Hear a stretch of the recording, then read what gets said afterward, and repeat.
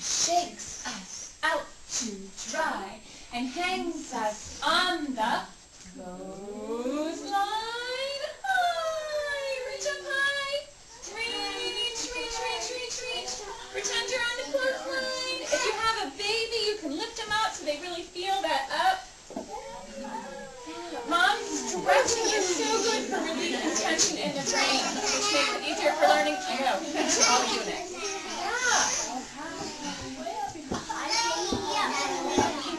That's a good play. Stand up with me and let's be the clothes in the washing machine. Wiggle, wiggle, wiggle, wiggle, wiggle, wiggle, wiggle.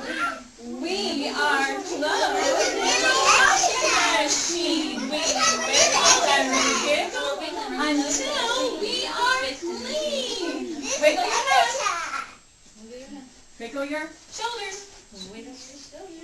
Wiggle your elbows. Wiggle your hips. Wiggle your knees. Knees, knees, knees, knees, knees. Wiggle your feet. We are clothes in a washing machine. We wiggle and we giggle until we are clean. Then Mom shakes us out to dry and hangs us on the clothesline.